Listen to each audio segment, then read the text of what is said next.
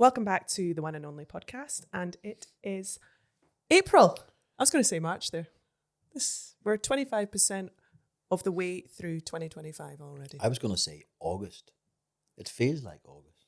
Oh, with the weather, The yeah. sunshine, clear skies. I mean, it does, but it's not warm. I was just saying this morning in the office to Katie that people sunbathing on their Instagram stories, like, guys, it's nice, but it's not sunbathing. It's 15 degrees. No, it's a shame. I'm going to put my mankini away then. It's really... I got a new one this year. Oh, lovely. Fluorescent green. Good. Yeah. Good. I'm sure you've given all our listeners and watchers quite an image there. How has March been? It's been, well, the weather has been great. Yep. Our last podcast was Expo. It was, yeah. Our grid walk. Our grid walk, yeah. And since that, we've just been getting into spring mode. Lots of organising sales across the country. Mm-hmm. It's been a busy team. I've started going to the gym. You started going to the gym? How's that going? It's a slow little process. Are you enjoying it? I'm loving it. Absolutely loving it. Nice. Yeah. What's been on the agenda this week? Is it Isaac that's... To be fair... guiding you? He is the... what would you say? The motivator? He's Mr. Motivator. He's Mr. Motivator. Yeah. So that's been good. Nice. And what else have we done? Yeah, did we mention the 100-year anniversary? In our last no, we didn't, because the last time we spoke properly without doing the grid walk crack was in February when we spoke to Tam Illingworth. Oh, and then it's the following weekend. Yeah. So that was a thoroughly enjoyable event, wasn't it? A great way to celebrate 100 years of H&H's journey. It was very good. Thoroughly enjoyable night. Lots of money raised for charity. You did a good job in the auction. Yeah, it was really, I loved that part of it. And Robbie Duncan was very kind to us all. Robbie Duncan was Robbie Duncan after all. Yeah. Very scathing in some parts, but anyway. And what else has happened? I suppose Donald Trump has been doing some interesting things across the world with his I Love Everyone. So that's nothing else really has happened, has it? No, that's basically a rundown of the last few weeks. Expo was wonderful. Everyone had a good time. It was really good. Yeah. You were right with your you think it'll be a champion from the past that'll do it again. You were right. Yeah. But I didn't like to say which one and the jersey's got the super heifer, so yeah, everyone's happy. And I was so proud of the young guys judging. I thought they did a great job, really professional. The way they conducted themselves in the ring, I think it took the whole job of judging to another level. So things for young guys to aspire to, I think. How did we feel about the matching suits? The matching wedding suits from Tom and James. Was that a thing, or was that not a thing? Well, they put a bit of effort into it. They put a lot of effort into their style. Oh yeah, I like the suits. I'm just not sure if they both wore them at the same time in the same. The pictures made me laugh when they came back. Yeah, they're standing next to each other and like they're exactly the same. They're like twins. But it looked good. It did. I've got you just before we introduce our guest. I know you're on your health and fitness journey, so I've got you a shot for this morning. Oh, whiskey? No, not whiskey. So we've got. Hang on.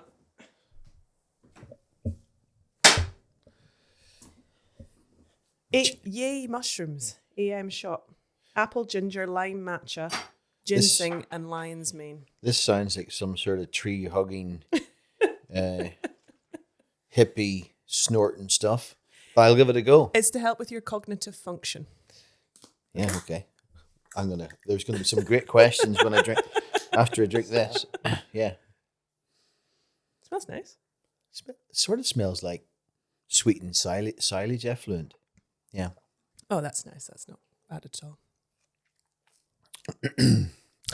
Holy moly. There's ginger in it. Oh. Yeah. What else? Ginseng. Yeah. So there you go. Lion's mane, verified by Royal Botanic Gardens as well. So it's the real deal. Don't worry. We should have had one for Jimmy. We should. Would you like to introduce our guest then, Glyn? Jimmy, welcome to the One and Only. Thanks for having us. Yeah, thanks for coming. Jimmy farms in the Eden Valley. Your farm is High Hall Farm? That's right, yeah. Yeah. So I know very little about your farm, Jimmy. I know very little about you. And I'm looking forward to finding out about it. So introduce yourself, Jimmy, and tell us a bit about you. Yeah, well, I'm Jimmy Stobart, third generation sheep and beef farmer in the Eden Valley. Pretty, things have changed a bit over the years, but come from a sort of typical stereotypical hill farming setup. Over the last 15 years or so, I've probably made a lot of changes and sort of doing things a bit differently and just trying to build a nice, diverse business, really. So where is your farm situated in the Eden Valley? Oh, it's God's country. Yeah. Basically, do you know where the vampire lives or not? I don't. It's next door to there. The vampire? Yeah. That's another story. But, Tell us more. I should have said Lazenby. We're out Lazenby because we're way out that way. Yes. So, Lazenby. Yeah, so. Close to the market. Close to the market. Oh, lovely. That is just over the river. That is just amazing. You should really. It's. It is God's country. It is, isn't it? Beautiful part of the world. So, sheep and beef, mm-hmm. Third generation farmer, mm-hmm. and you've made some changes. Mm. Tell us about those changes. Well, first of all, tell us about, before the changes were made, what did that business look like? So it was sort of stratified sheep system. We have a large tenanted block of moorland. So there was swale hills run on the hill, crossing with the Leicester selling mules at Lazenby. Yeah. And then a herd of suckler cows and just a normal sort of family setup. And the suckler cows were? They were sort of Simmental crosses. Yeah. We were probably quite sheep heavy at the time. Mm-hmm. So, And then you looked like a young lad, Jimmy. So you finished school when? As soon as I could get out, to be fair. Yeah. So 16. Yeah. Went to uni? No, that wouldn't have been good for me. I don't think, to be fair. So what year are we in now? Oh Christ! Was that 2003? So just after FMD. Yeah. And was the farm? Were you able to keep the stock during that period? We lost the in-bar ewes, retained the herd of cows and the hill sheep. Yeah. So everybody's just getting back into it. 2003. You've restocked a little bit. You come home from school and you're going to be the dog's bollocks in farming. Tell us your thoughts. What happened? 16-year-old Jimmy, what happened? Yeah, I was. You're young, aren't you? That age sounds obvious, but coming home, it was obviously foot and mouth. I think I was like 15 or something, and I have memories of that. And it wasn't, obviously, it wasn't very nice. But I was probably too young to fully appreciate the full impact. Mm-hmm. Coming back into it and people restocking and came into the farm and obviously always enjoyed doing other things away from the farm as well. And we were sort of in probably quite a comfortable position at the time. Dad was in a comfortable position. But for sort of from going forward and making a business where there was enough for me and my brother to come home to, it probably wasn't realistically in the future going to be enough there. So sort of after a couple of years being at home, there was an opportunity to purchase the farm where we are now. Oh, nice. I think I was 18, 19 and Tom would be 16, 17 at the time. So it's quite a massive move for us, to be fair. So purchased the farm there and then sort of ever since had the noose around my neck and all that. But it took a long time to sort of find our feet and a lot of changes and obviously so I've gone from there and then sort of. So you farm with your brother? Yeah, with my brother Tom, yeah. Top man legend, yeah. Top man legend. Yeah. Did he tell you to say that? Yeah, he might have slipped his 20 quid. Even though he's shut off for the weekend, so he's not here. I know. Yeah, we've got a blank mic there for him, and he never turned up. No, he stitched me up, shut off for the weekend. So legend or a leg end? Well, it's a fine line, isn't it? To be fair. So, but yeah, no, I get on like a house on fire with Tom, and we both have similar ideas. And to be fair, it's probably our business's strongest suit, having the two of us. I don't think it happens. Obviously, not every family has that sort of relationship with your brother and stuff. So it's it makes for, it's exciting, to be honest. So yeah, I love it. And does your dad still have the home? Yeah, so we when we moved and bought a farm, like I said, it's a big move for the business at the time, and we were obviously very young and probably not that business astute. Okay. Which probably not.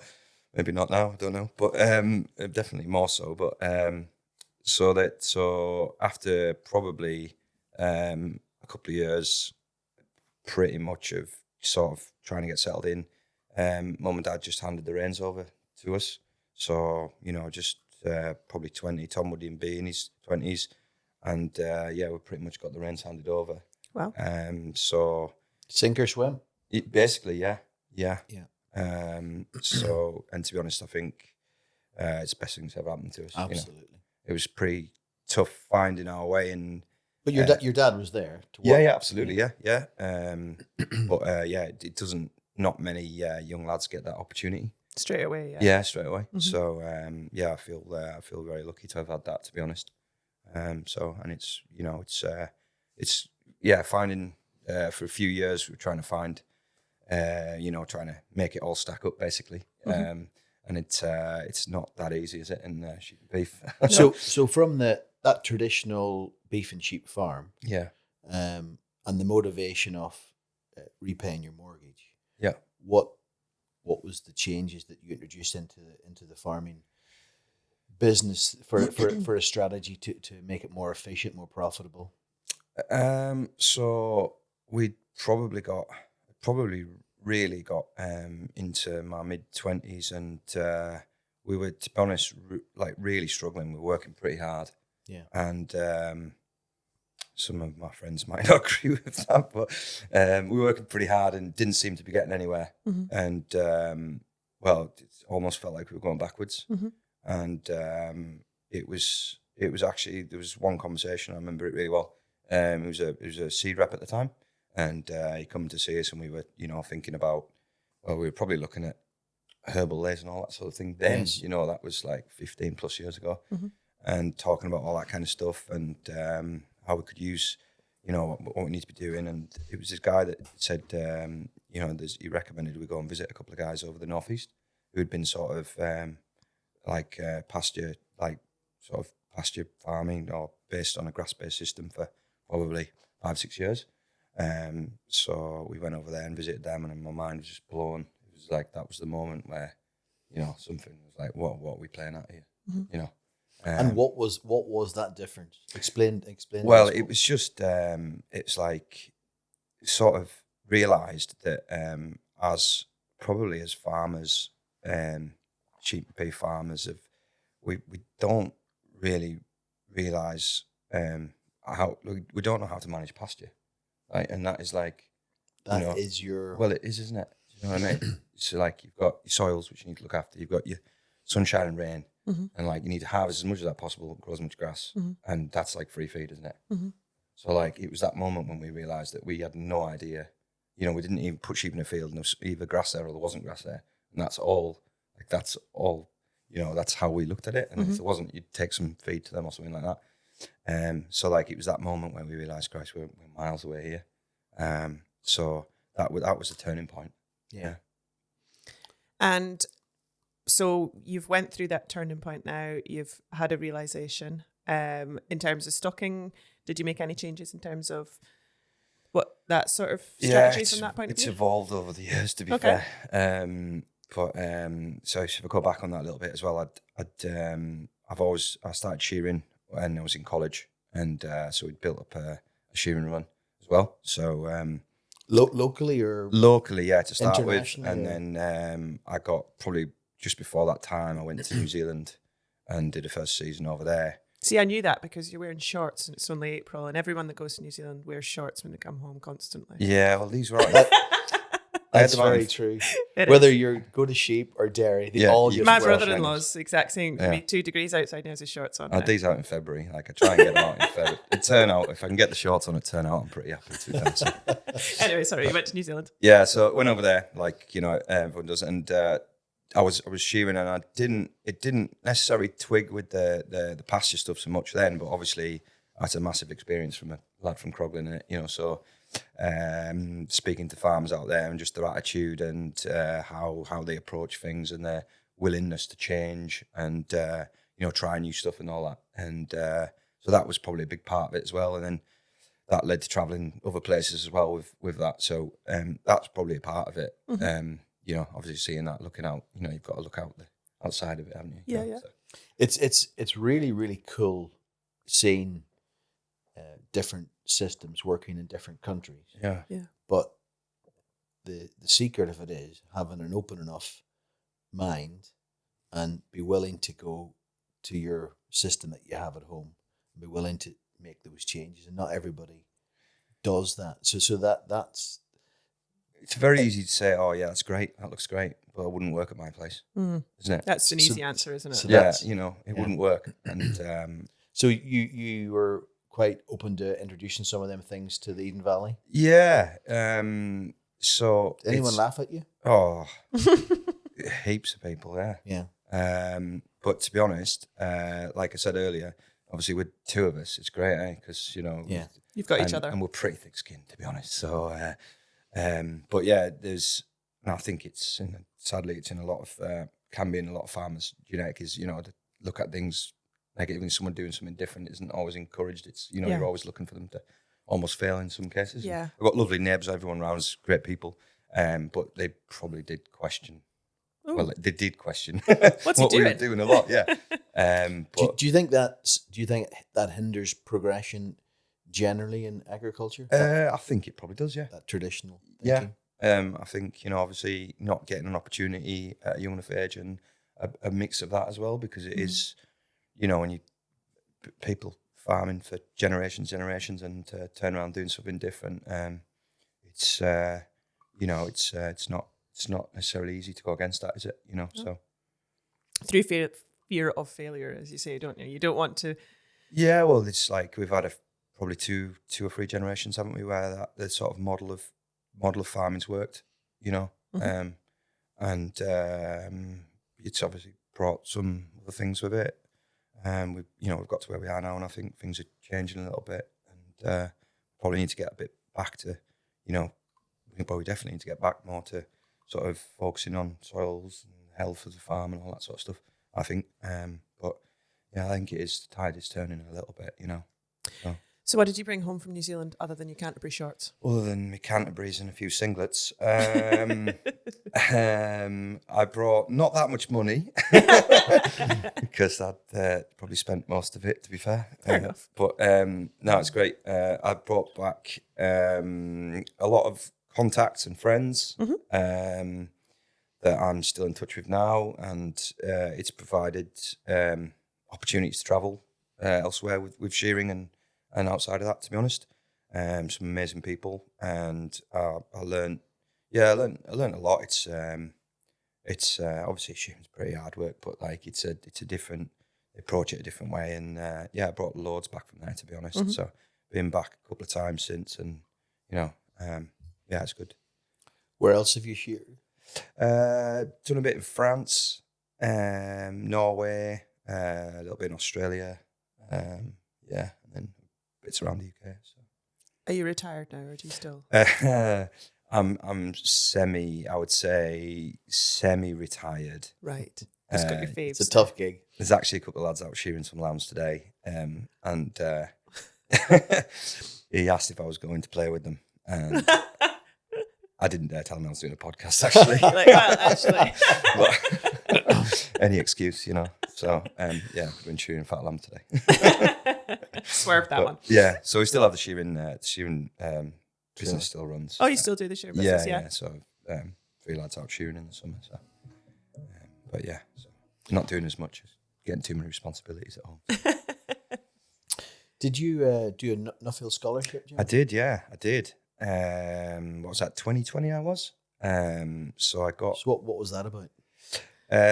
So my topic was about ecological indicators. So I was like quite excited about looking at natural capital and all that sort of stuff. Yeah. And trying to find value in that, monetary value effectively. Can farmers get paid for all that stuff? Was kind of where I set off. So. And did that take you travelling again? Yeah, it did. I was one of the COVID scholars. So I forgot that. Your wings were maybe clipped a wee bit. Yeah, it did. It did sort of. My scholarship didn't follow the sort of usual time frames that a normal one would. So it got stretched out a bit. An amazing opportunity. Yeah. And did you come to any conclusions that? Loads of conclusions, but probably more questions, to be honest. Yeah. Definitely more questions. So more to explore in that field. Yeah, so it's like you set off and I think I was quite lucky in that my topic was something that I was interested in and I was doing it every day myself. Yeah. So it was still very, I can't say that, very relevant. Sorry. Not just to myself, but probably the industry as well, as the way things, those markets are now just starting to open up a lot of that sort of marketing that stuff. So it wasn't like it dropped out of fashion or whatever topic. So that was good. But and with regards to adding a monetary value to that, where farmers could, how did you see any way that it could be monetized? Yeah, I mean, it's come on a long way in that time. It's like five years or something sort of set out. And obviously the carbon thing's sort of there, isn't it? The credits are kind of there and a bit of woodland stuff. But I think it is coming now. We're not too far away. It's just quantifying it all, isn't it? It's a difficult thing. That's what I was meaning, yeah. So, yeah, it's, I think... Was there anywhere in the world that was doing it? There's some of the Australians, like the biodiversity side of it, which I think might end up being maybe more profitable than the carbon side and stuff.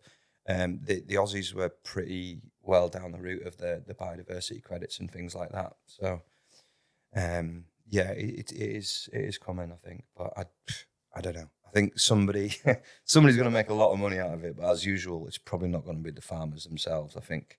So I was, quite interested in trying to sort of deal privately with people, possibly, and cut out all the fat cats in the middle, maybe. But I don't know. You need a certain amount of scale for that and stuff. So. Yeah.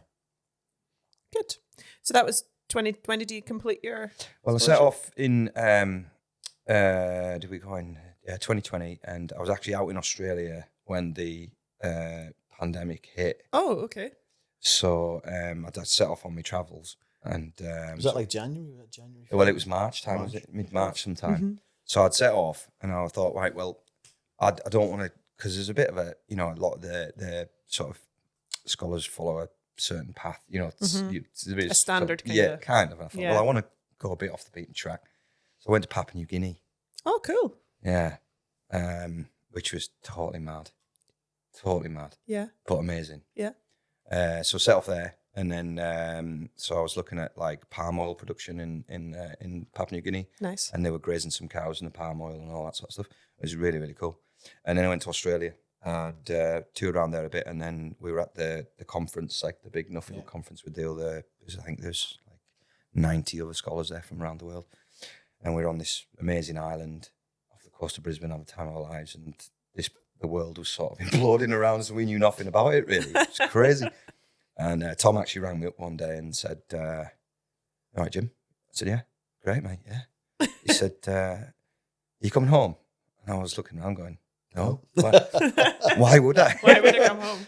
2 or 3 weeks left of travelling and stuff after that planned. And he's like, well, it's getting pretty thingy. I was like, you've come home now, are you going to get stuck out there? And I was sort of thinking about for a little while anyways. I got on the plane and came home, so too bad. Yeah, so then I parked it for a while, and I thought, well, I wanted to sort of try and do it justice, and obviously the traveling and meeting people and seeing stuff is what I was really interested in, and so I sort of parked it till I could travel freely again, and then sort of took it up again and went to South America a couple of years ago now. Right. So Chile, Argentina, Uruguay. Oh, cool. Peru, yeah, I went around there. So, yeah. Really Argentina cool. would be cool. Amazing. New favourite country. Country. Absolutely love it, yeah. Yeah. It's bonkers, but it's awesome. Massive scale out there, extensive. Yeah, it's just, I don't know, something about that place. It's amazing. They've got a bit of everything. But not as nice as the Eden Valley. Obviously not, no. Second best place. Yeah. No, it is an amazing country, and got all the resources in the world and stuff, and politically there's loads of challenges, and if they could sort of probably sort themselves out, and I think it was like 100% inflation or something when we were there, something mad like that. Wow. And so if they could sort all that out, they'd be probably a superpower. But it's but it was an amazing place. Yeah, mm-hmm. Yeah, I really enjoyed South America. Spanish is a bit rusty, which caused a few problems here and there, but we got there.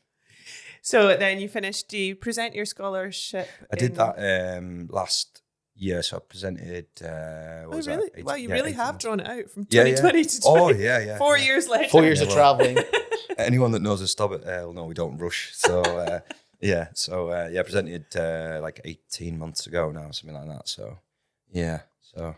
And then do you get opportunities to present to talk about your subject? Yeah, one or two. It's because it's like. It's encouraged. Within the Nuffield network. I mean, it's massive. Like, I think there's 2,000 scholars or something, mm-hmm. past and present around the world. So there's a massive network within there, and everyone in there is, even if it's a completely different sector to your own, like they're all experts in the field, and interesting, amazing people. So this it's amazing what pops up, through it every now and again, and and all those different sectors, though, it's a great network of people that you'll have for the rest of your life. Yeah. And all those sectors can learn from each other. I think it's a great organisation. Do you have to be? Is it under 40? Is that what Nuffield's I think it's 25 or 26 to 45. Oh, to 45. Yeah. Nice. Yeah. Laura, there's still time. But yeah, I was going to say the same for you, but I don't think there's not. Recommend it to anyone that was.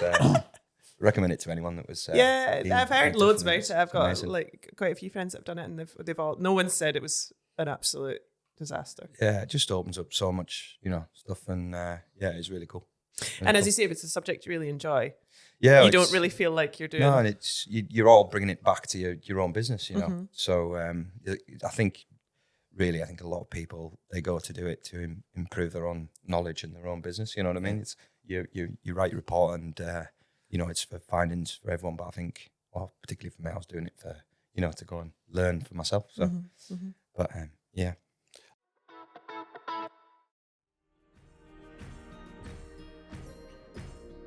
Finance for Farms, we're specialists within the agricultural sector. The whole leasing of cattle's strange. A lot of people haven't heard of it before and they wonder how it works, but it's really straightforward. If I find a batch of cows I want to buy or do a deal on, I can phone them up and say, what's the chances of doing a deal on these batch of animals? And they'll say yes or no. Anything that I've asked, or requested and spoken to Shire about has been dealt in a quickly in a professional manner, and it's either a yes or a no. What makes Finance for Farms different to mainstream funders and banks is speed and efficiency. A farmer can call us today, say he's looking to go to market tomorrow, and the finance will be in place for him to go the following day and purchase the animals he requires. To learn more about the finance solutions available to support your farm's growth, call the Finance for Farms team on 01827 300 333. Or head over to their website on www.financeforfarms.co.uk. H&H Insurance Brokers are a Cumbrian business with a national reach. We have looked after farmers across England, Scotland and Wales for almost 40 years, with offices in Cumbria, Northumberland, Scottish Borders, Yorkshire, County Durham and Wales. We can be your local agricultural insurance broker. Every day we work with farm and rural businesses just like yours, who in turn are working hard to produce the food required for our tables. We act as a trusted advisor to our clients in the same way that you would turn to a solicitor or an accountant to give you good quality expert advice.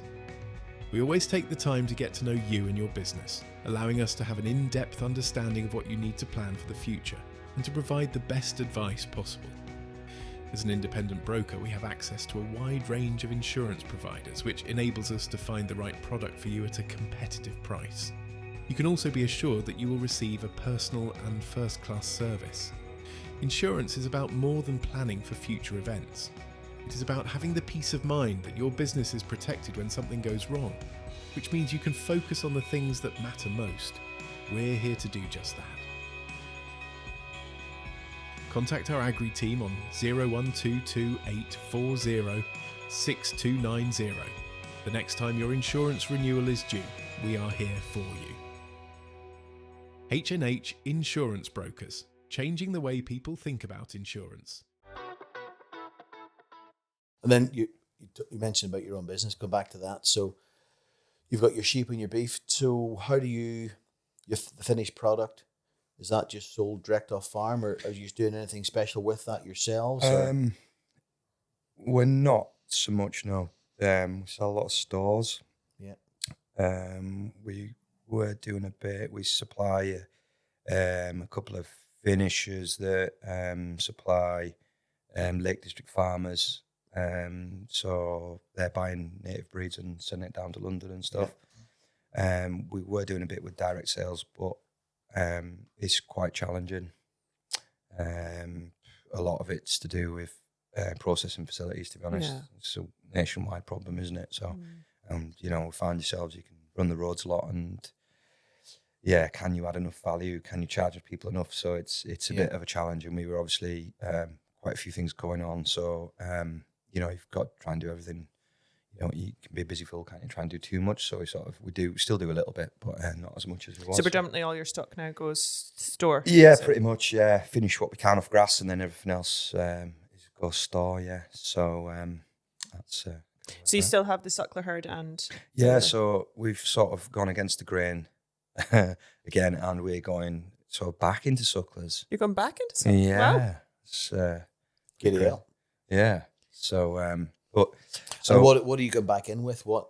So when we came, we decided probably 10, 12 years ago now, 12 years maybe, we decided that suckler cows didn't pay, they had to go. Mm-hmm. So they went down the road. Mm-hmm. And to be fair, we'd probably do an average job, but of the cows, just a middle of the road sort of job, but they're like we weren't using pasture. Most of our farm, a lot of our sort of in-by ground is good sandy land, and we were sort of housing the cows for like 7 months a year and stuff, 7 months a year, and still turn them out in May to no grass at all. It's mental. It's crazy, isn't it? And you were doing a bad job. Eh? Yeah, horrendous, terrible. I wouldn't have hired me, definitely not. So we decided, but it wasn't the cow's fault. It was probably our fault, to be fair. Mm. So we decided the suckler cows are no good. Got rid of them, and then we started trading cattle, taking weaned sort of calves and run them through to forward stores. Mm-hmm. It was at a time when we were putting a lot more grazing infrastructure in. Yeah. So we put some techno grazing in. I don't know if you ever heard of that. Tell us about that. What's techno grazing? This sounds like a dance floor or something. It does a bit, doesn't it? We'll come on to that later with the thing, won't we? Yeah. So it's basically it's developed in New Zealand. So it's like a cell grazing system. So it's sort of laneways, and it's all GPSed out. So the cells are all kind of measured the same size, so you can budget length of rotation. So you divide kind of like paddock, is it? Yeah, basically it's like paddock grazing. Paddock grazing, yeah. And you're maximising. Yeah, basically, yeah. It's a very, very efficient way of grazing it. So the Kiwis do a lot of it, particularly with they'll finish bulls in it and stuff like that. A lot of them, and various things. So I've seen a bit out in New Zealand, and so that rotation, how many days? It depends on the time of year. Yeah. So you speed it up and slow it down on grass curve, and then we've sort of played around with the system, and as stock classes have changed and stuff, and we've gone learned a bit. We've stretched the rotations out now. So like when we had all the trading stock, so the sheep numbers dropped down and we went further up on the cattle, and so we were running this, probably an ideal stock class to go through that system, and we were pretty heavily stocked, cutting back on fertilizer and stuff, still using a little bit, but sort of timed smaller applications and stuff, and we were keeping tabs on all the sort of grass growth, and we were, for a couple of hillbillies, we weren't doing too bad on the cool. Efficiency wise. When you looked at all the efficiency stuff, it wasn't too bad, and so we were sort of following all that. And then it sort of reached a point where, there's a couple of summers I was away shearing a lot, and it would get dry or whatever, and then you start running out of grass and stuff like that, and there's various other things going on. So it just sort of got to a point where it just felt too much. There's a bit of stress on, and animal performance maybe isn't quite where you want it, and all that sort of stuff. So we went through that for a few years, and then sort of realised this is too much. Let's pack it off a little bit, and sort of leave a little bit of slack in the system, because there's always pinch points in the spring and whatever. So we did that, and then at that point, from what we'd learned, we decided that suckler cows can pay. Okay, we're going to start again. But we need the right cow, for your system. Yeah. So our cows are too big and stuff. So we've gone native and hairy now. So what have you got? Blue greys. Oh, lovely. Yeah. What a great ultimate suckler cow, I reckon. No, but that is, it's almost doing farming in a full circle. Yeah. Going right back to probably what. So I've always said, we're not reinventing the wheel. No. It's like relearning, I think it is. I think you've understood and learned what your land and your system does best, and then you've coupled that with the right breed. Yeah. Sometimes you can see farmers trying to fit, a square peg in a round hole. Yeah, and it's easy to do, isn't it? Big time. Especially when you look at trends and you look at the market and your neighbours and all of this sort of stuff, and it's easy to get look at who's getting the top price and all of that sort of stuff. Get caught up in it. All of that, and it is, isn't it? And and the market, probably the sort of Europe grid and all that we've got now probably doesn't really do us any favours that way. It doesn't. Yeah. Let's get rid of that system. Yeah. So many people talk about it, don't they? About it's outdated, the Europe grid. It's prehistoric, I think now. Yeah, because no other country in the world even considers what they look like. People like quality and taste. Absolutely. Why are we not doing it? Yeah. So you're back on the blue grey. Back on the blue grey, yeah. So when did you reintroduce the sucklers? So we're probably we had a little Wagyu thing in the middle as well that happened. So we'll not talk about that. I didn't know if you wanted to go there. I wasn't even going to mention that's it, fine. to be honest. If you don't want to mention it, we don't want to mention that's it. Fine. That's but fine. That's not happened. And then so after that we went back. So probably 5 years now since we sort of went back into cows, and obviously it takes a bit of doing. So we sort of built the numbers up, and then you obviously have to go to Lockerbie and spend a fortune up there on the Newcastle sale at Lockerbie. Yeah, which is our yearly pilgrimage there, which is great, but it does get expensive. I think we went for a cattle trailer full 1 year, and we came back we filled a decker load. We filled a decker and the cattle trailer. Yes. So, do you ever think of starting a dairy herd? Yeah, we did actually talk about that. But we agreed. So we started learning how to use pasture, grow pasture and all that. And then the sort of next thing is dairy starts screaming at you, because you can probably make some money doing that. But me and Tom made a pact. We both mentioned it a couple of times, and then we made a pact. Anti-dairy pact. Next time we mention it, we get a slap round the chops, and then we move on, because we're not dairy farmers. So that was our dairy. That was it. That was we ruled it out there. Yeah. Nice. So, yeah. And you've still got the sheep as well? Yes, we still have the sheep. Mules or? No, so we so the hefty flock on the hill and stuff. So it's quite difficult, and that was one thing that took us a while for to change, to be honest. It was probably a lot of that was tradition. It was a real quite a big change. But obviously we were going with mules, and we would sort of we weren't selling the biggest fanciest ones, just sort of on good good sheep. Yeah, honest sheep, and then I was getting left with these swale weather lambs and stuff. And I was just like, what? Going to Levis and me selling these stores, and I'm getting 27 quid or something for them, and I was like, I can't, we can't do this. So the in-buy flock we actually got rid of that as the cattle numbers grew, and then so we're looking at we're gonna have to cross these hill sheep with something, but the options you haven't got too many options really. So in the end we went with a Highlander, which was completely random, I guess. Right, I did not see that coming. No. So we set off there, and then now we're using Perrendales, so Chivet Romney. Right. So they've sort of been crossed out the swale. So we're like sort of probably three generations into that now. So. And is that working well? Yeah, it is, to be honest. It's transformed the hill flock completely, yeah. I have no idea what you're talking about. Yeah, you've lost Glyn. I don't either. He's only a Valley Black Nose man. He's a very highbrow sheep auctioneer. Tell me what that looks like. What do they look like? So they're sort of like a white-faced, bit of a Chivet-y sort of influence, yeah. Pointy ears? Not too pointy, because that brings challenges when you get them. They get really pointy. But no, it's... What is that? Why is that? Anyone that... Shouldn't say. I'll find some Chivet breeders, won't I? I don't know. You back your own brand. If you don't like Chivets, just say. No, I don't mind Chivets. Nothing against Chivets. So if they get too pointy, this has nothing to do with the vampires. No, nothing to do with it. That's okay. Teeth. I've lost my trail of thought now. Well, he's asking what your cross of sheep look like. Yeah. So we're just aiming for like a white-faced sheep that's sort of sellable as a store lamb.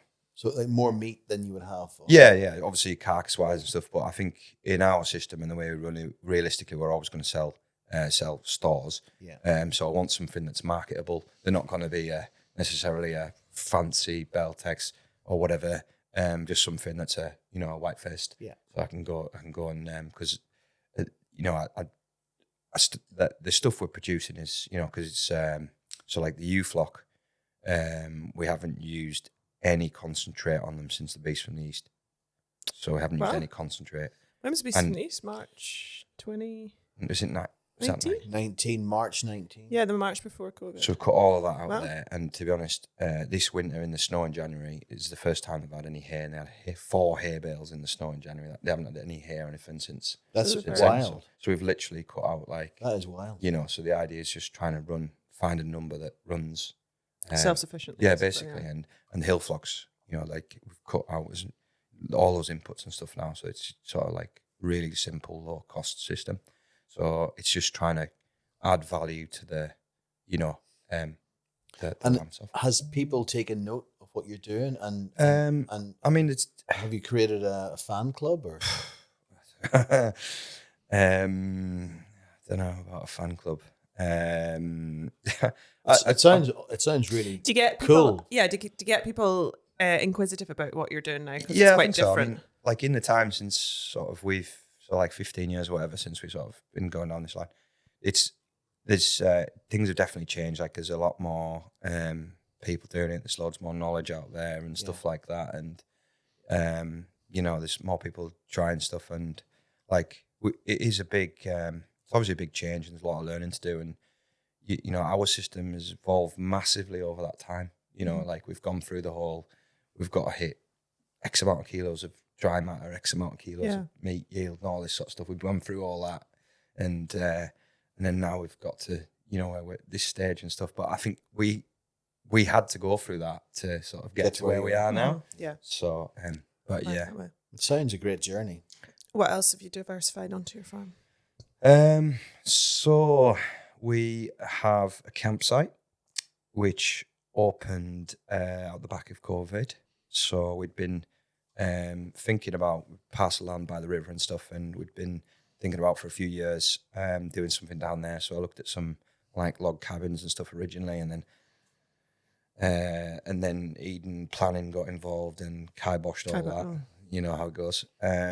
So I sort of shelved it. I was quite sort of a bit disgruntled with it all, to be honest. So shelved it all, but always thought there's something. We're not necessarily in a touristy area, other than the vampire watchers that come, but I'm going to go.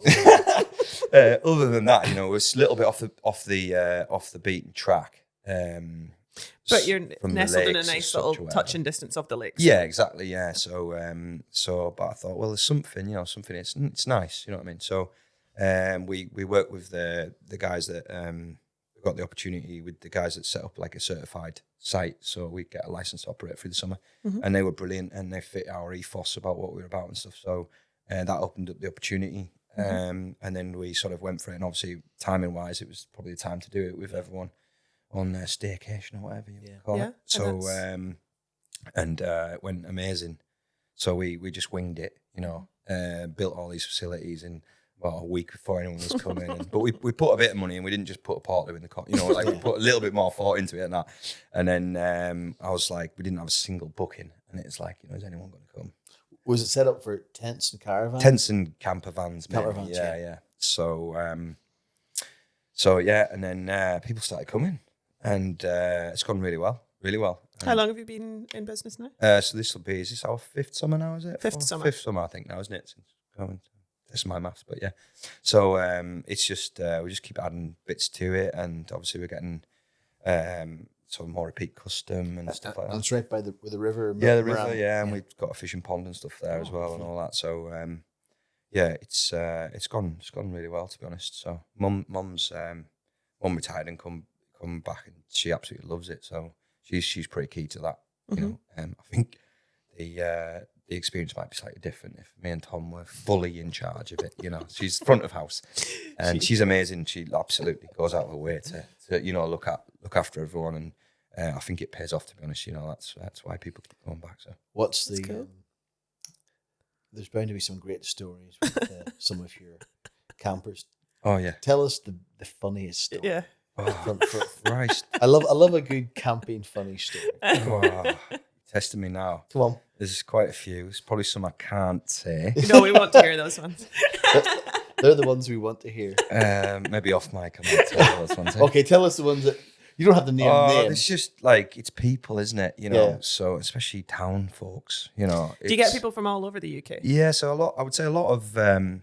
A lot of the trades are like 2 hours. Yeah. So your Manchesters, quite a lot from over the northeast and stuff like that.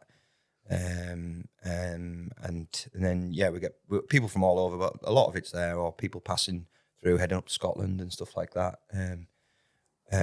So people from all over, but you just obviously farming stock has its challenges, doesn't it? But then I guess farming people is has another challenge. Different challenges, doesn't it? So like me and Tom have sort of often say that no 2 days are the same at our place, and that's definitely the case, because you've no idea what's going to come up down on the camp, on the campsite alone. So do you open in the summer? Do you open in sort of Easter time? Are you open now, or so we use April till sort of end of September is when we run. So but so we're fully booked up for Easter and stuff. I was going to say, have you got campers on site now? Yeah, there is actually. Well, this is weather. It's weather dependent, isn't it? So we've got people there now. So it's good. Good, nice. So. What else is happening? There must be something more to this. I feel like there's one more thing. So the one of the we decided probably 2 years ago now, we bought a sawmill. So we're doing a bit of milling as well. A sawmill? Yeah. Okay. Yeah. Yeah, I didn't see that one coming, did you? No. in the yard. Yeah, yeah. So the theory was, we with all the farming system and stuff changing, we went into we're quite lucky now when you look at the where policies jumping around and the opportunity, all that stuff that's going on. And we were quite lucky with the timing that we got into a higher tier agreement last year. Yep. So quite a big scheme and a lot of wood pasture creation. So on a lot of the rougher land and stuff, we've sort of done a lot of. There's loads of capital works to do, and we've set up sort of the idea is now that's the wintering block for the cows. So the cows went up there in October, and came back at the start of March. Right. Just on deferred grazing. So we run up and down the hill with wires and all that stuff. And they had a dozen bales in the snow in January, but other than that, they were just on deferred pasture and stuff. So that's sort of been made possible by the capital works that were in this scheme. So give us the opportunity to sort of put a lot of infrastructure in and stuff. So there's so much to do and so much, timber required and stuff. And a lot of the stuff you buy is, let's be honest, is rubbish in it. Yeah. So we decided we'll just make our own. So we figured that we'll buy the mill to, we've got a contract effectively with the government for 3 years to produce all this timber. Wow. So we looked at it and went to look at a guy that's got one, and he'd done very similar. So we just went for it. It turned up in the yard, and then we're now sawmillers. So Jinx. No, no jinx. Look out. Alan, they're coming to get you. Yeah, they are. Yeah. I wish. We'll see. Watch this space. But so then we actually got a grant last summer to add some more machinery to it. So now we start sort of planing wood and stuff, so making like more bespoke stuff. So what do you make? Well, it could be anything. What do you typically make? Well, we're now into pergolas. Pergolas. Yeah. Pergolas. Oh, lovely. Yeah, that sort of thing. There's like porches and oak porches and that kind of stuff and all that stuff. So we've got just big Lego. Yeah. I suppose it's growing up Lego. It's what it is. Yeah. So we've got a young lad who works for us, Jack. He's been with us nearly a couple of years now, and he's brilliant. That's what his passion That's what he likes is. So he's sort of heading all that up for us now. Oh, cool. So we just keep throwing him random projects, and he keeps making stuff. And so you're not making because for where you're from, Croglington, and that's like it's famous for, is it Croglington toys? Croglington toys, yeah. And that was like wooden toys and stuff. Yeah, it is. I think it's still. Is it on the go? It was very recent. I think the business is still on the go, but I think they make what do you call it? Like display boxes for like fancy whiskey now. Oh, okay. Because it's sort of like everything, isn't it? It's all plastic. It's cheaper to outsource it to Yeah. China or somewhere like that to make wooden toys. So like the bespoke stuff like that. But that's what they do. Like, so. Yeah, well, hey, we'll put toys on the list. We'll do, if you want toys, Laura, we'll sort you some. Your little lad might want them in times to go. Well, that is true. Yeah, that is true. So that happened, and that's growing nicely, to be honest. So the idea is just to build up a bit of trade, and sort of hopefully get to a point where if it's running 3 or 4 days a week or whatever, it's great. So, yeah. Wow. Okay, so you're a sawmill. You're the pasture king in the Eden Valley. Oh, don't say that. He's going to get some. Don't say that. Far too many dockings and thistles to be deemed that. Anything else that you've been doing in this last start? So this is literally the last 5 years. This is like we started 2020. Yeah. And then all of there's a bit going on, isn't there? In the last 5 years, there's a lot. Yeah. And I've got child as well now thrown in the mix. But, I think where you're heading with this is my music festival. Yeah. So this is the new venture. This is the latest venture for 2025. The new Glastonbury. Yeah, something like that. Yeah. So the next time we have you in like 5 years' time, you're going to be like, what's the guy that owns Glastonbury? Michael Levis. He wears shorts. He does. That's Michael. What I mean. Yeah, I can see this is the new Michael. Honestly, that's exactly what I thought when you came in your shorts and your. Hello, Michael. He's still dairy farming, isn't he? Yeah. See that, but that's your next sort of. You don't know it yet. You're going to sell me some cows before I leave? Is that what you're thinking? So tell us about this music festival. Yeah. So what's it called? It's I think it might be Genius, but I don't know. You tell me. Go on then. So it's a bit of a thing, isn't it? Naming your festival. Absolutely. Not every, it's sort of quite a big thing, isn't it? Yeah, I imagine so. Naming your child, naming your festival. Big things, aren't they? So I was like, right, I want something a bit Cumbrian, but it's like sort of, So I came up with Gadabout Festival. Gadabout. Yeah. And what does that mean? Is that like Cumbrian dialect? Yeah. What is Gadabout? It's worrying when Cumbrians don't know. Well, we're not. I know you're not Cumbrian, I'm not, Laura, but is Gadabout like stop gadding about? Basically, yeah. So like stop. Full like fucking about, basically. Oh, we can swear. Yeah, we can swear. Oh, right. Sorry. Wish you'd told me that. I've been on my best behaviour. So the definition's great when you Google it. Oh, is That's it? what sold it to us. Oh, gosh. So it's a word I've known, but obviously maybe outside of Croglin it isn't a word. I don't know. I'm finding it isn't. Gadingabout. But when you Google it, it means an habitual pleasure seeker. Wow. That's pretty cool, isn't it? Yeah. That is cool. Yeah. That is cool. So yeah, that's how I basically came to it. That's how I came about that. So yeah. And what sort of music will this be? What So there's a mixture. genre? So when is it? Tell us when it is. It's in July, last weekend, July 25th, 26th, of July. Is this the first? This is the first. This is the launch. Yeah. Who's get in early. Yeah. Whose brainchild is it? Is it or is it a community of you that's come up with it? Or who's? I think I'm taking the lead on this one. Okay. It kind of so we set the campsite up and it's gone really well, and then it was sort of my good lady wife will tell me off for this, but we got married and down there and on the campsite. Yeah, in my head it was a bit of a sort of a trial run. Yeah, she literally will. She will tell. Yeah, I said that once. It didn't go down very well, so I've done it on tape now. So I'm real bothered. But in my head, that's where I was at. So, do you introduce her as your first wife? My current wife. It's okay because I'm after ratings though, because you just reminded me when I walked through the that apparently she's top rated on this. Yeah, podcast, Amy's got the analytics over you just now. So. Yeah, even though she won't speak to me if I'm top rated. Yeah, you're trying to pull out all the big guns. yeah. So from there, and then I think also there was a bit of probably watching too much Wayne's World as a kid. Wayne's World. Yeah. Wayne's World. Wayne's World. Wayne's World. I have no idea. Yeah, too young. Yeah, too young. Yeah. Anyone of a certain. It was Mike. It was awesome. It's awesome, wasn't it? Yeah. So yeah. Well, if this is going to be like Wayne's World, then this sounds like it's right up your street, Glyn. Are we going to do the Scooby-Doo hunting? I'm not sure we're acquainted quite well enough. No, we're not going to. Maybe if that fridge was full of beer. So that sort of it's if you book them they will come, that sort of mentality, and to be honest it's like I think there's a bit of an itch to scratch there, so it's like I'll kick myself if I don't try it. Are you a musical festival goer?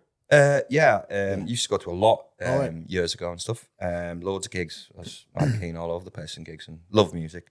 Wish I could play music, can't, but really love music. So and it's a family friendly event and stuff. And just really love ale, music, good food and stuff like that. So sounds really good. In a nice part of the world. Why can't it work? Do you know what I mean? So it's a bit of a completely cool. Yeah. So who's your headliners this year? We've got Rachel Croft, who is from London town. Okay. And she is apparently extremely excited to come and play. Oh, that's nice. How did you go about getting people like this? How do you know what to do? So basically I had this idea and then obviously ran it all past the family and they were keen, and then the in-house accountant, that's my wife, Amy. She was on board as well, which is cool. Which was cool. So she's keeping us right on the financial side of it. So hopefully won't send me broke. But and then I had just happened to be in the pub after, where all good ideas start, isn't it? With some of my mates, some of my footy mates, and there was one of them there who mentioned he'd be really keen to get on board. So thinking about it, he'd never done anything like that necessarily, but I rang him up and he was mad keen, and to be fair, he's sorted. So he's done the music side. He's got all the artists. Yeah, and he's been he's really got involved with it, and he sort of really bought into it and helped us out, because I couldn't have dealt with all of that. The infrastructure side of it's great because I know enough people to help us out and all that, and there's certain things I can do, but I don't think I have time, and so he's done an amazing job there. Just some of the riders and stuff I wouldn't have been able to do. I couldn't have replied to them. Some of the stuff. What's a rider? Is that like the people that look after the when you're in like rock when bands turn up and they demand all this stuff, don't they? Oh, right. Oh, I've no idea. I know, neither do I know. Oh, no, like, some of them, like, it's just ridiculous. Like, they just want, like, ridiculous things in the changing room. Only shiny red apples. That kind of stuff, yeah, all of that silly stuff. But we were getting a couple of riders through and there was, like, vegans and stuff and all that. You were like... I was like, I'll take a back step here. Yeah. Not for me, vegans.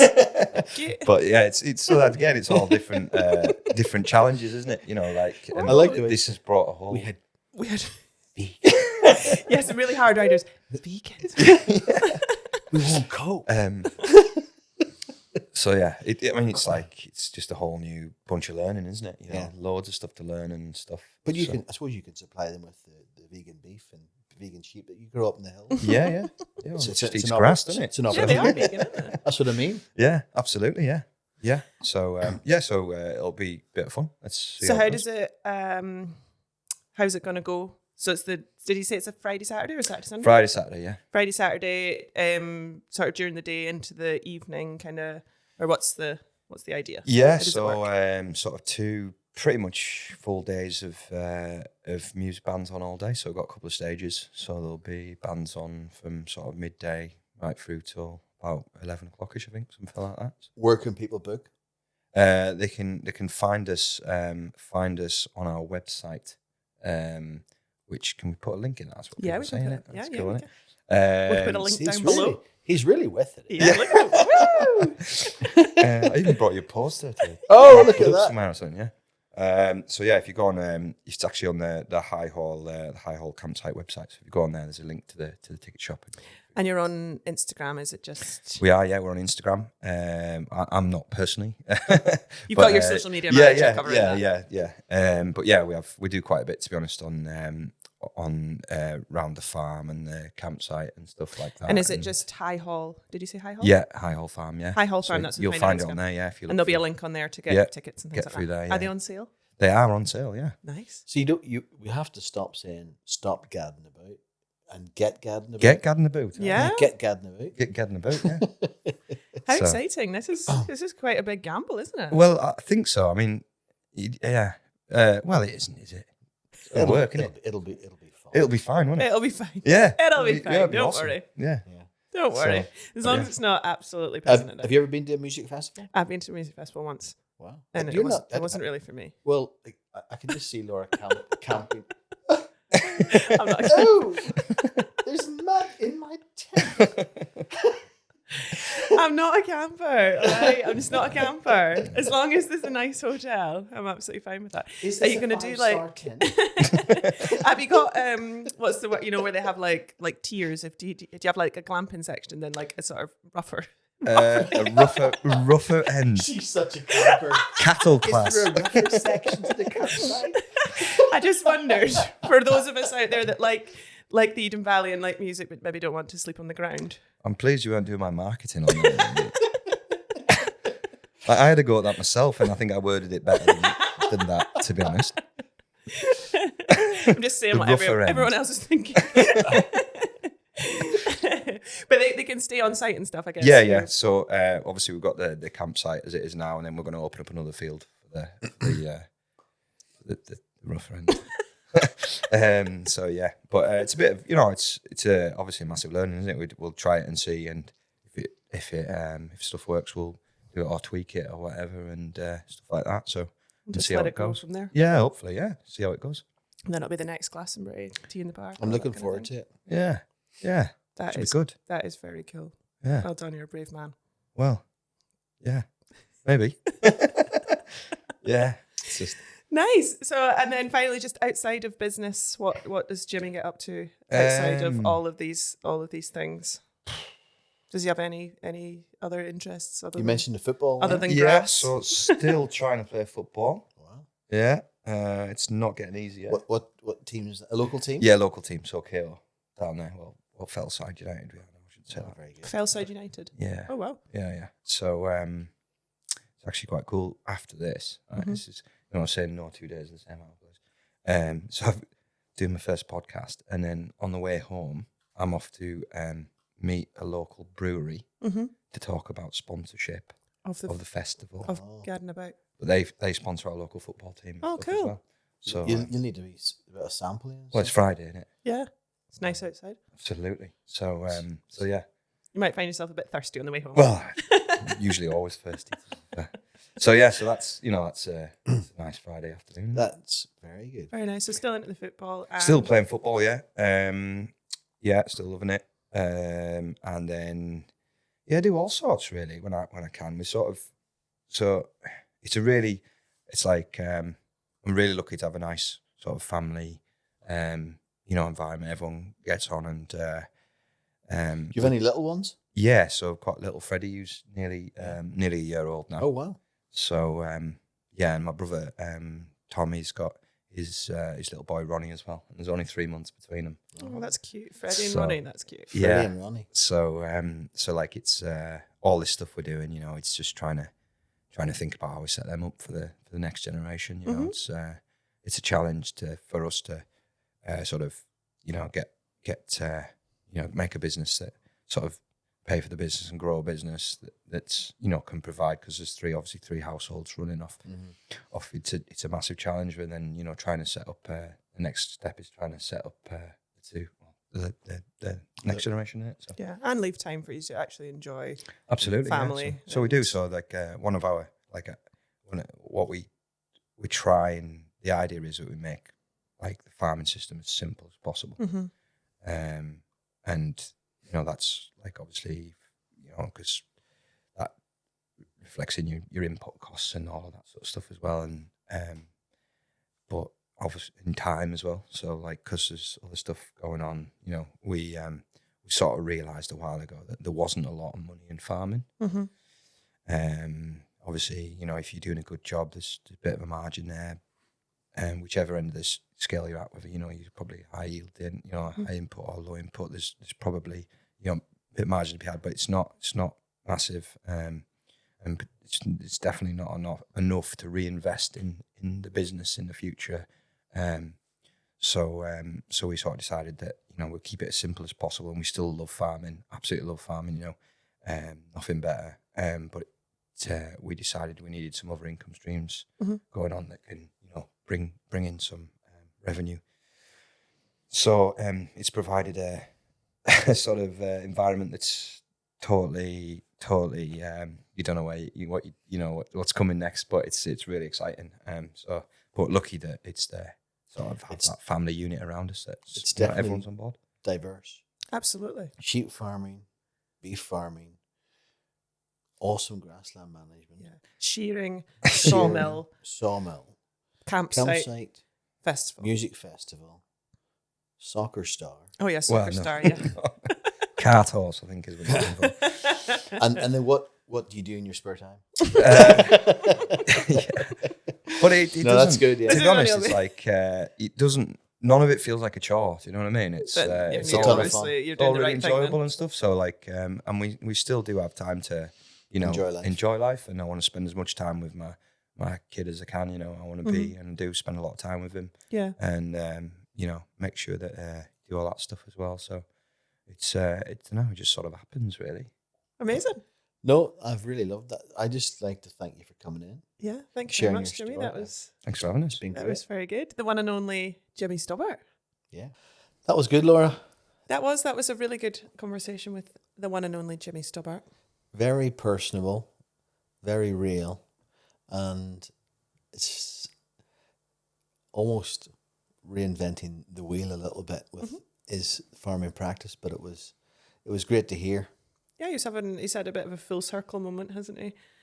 And he admitted himself that he didn't know how to manage his grass, and now he does. And look at him, he's flying now. Yeah, and I think it's Britain's, it's the UK and Ireland's greatest resource, being able to grow grass, and farmers need to make the most of it.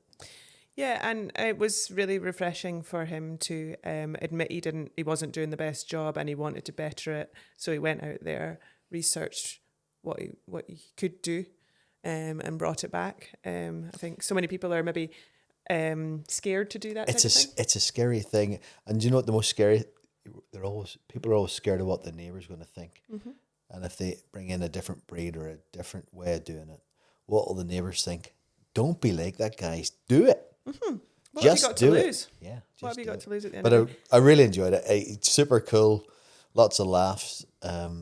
His music festival is going to be great. The music festival, he left us a bit of a poster down there. Who are the two? Let me just... Lots of... the Gadingabout Festival. The Gadabout Festival, Man the Lifeboats, Grace Price, Sunflower Thieves, Laura James. Who was the guys that he paid with the sausages? Hardwick Circus. Hardwick Circus. 25th through the 26th of July at High Hall Farm at Croglington. Tickets are on sale now, and we will leave a link below in the description, and or you can find them on Instagram and Facebook, and you can get your tickets are on sale now. I can just see you going there, Laura. Glenn will be rushing off to buy his tickets. Take the family. Yeah. So I actually think that the Lucases would love that. They probably would. Yeah. I think they want to do a festival this summer. You've got one just down the road, and you can be like, guys. I know the organiser. I interviewed the organiser, so you know. Jimmy. Yep. We'll get to go into the nice area, not the rougher area. Yeah, instead of the rougher area. So that was really good.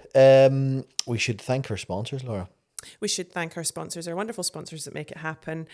Herds Media, the guys behind the camera, were in their fancy new studio today. Big shout out to the new studio. Big shout out to the Herds. It's absolutely swish. It is super cool. And we've also got the great support of Finance for Farms. The guys over there offering finance and support for your business. So if you are in that, if you're looking to explore that, then please do give those guys a shout. And who else is our sponsor? H&H Insurance. H&H Insurance, the wonderful sister to us, and they support all your insurance needs. I was going to say it's maybe renewal time for a lot of people, but I think people renew at different times of year, don't they? So constantly. So please do get in touch with one of the team throughout Cumbria and Southwest Scotland. And what's their strap line? Changing the way we think about insurance. I like it. Yeah. So you've been the one and only Laura Miller. And you've been the one and only Glenn Lucas. Thanks for listening, guys. See ya.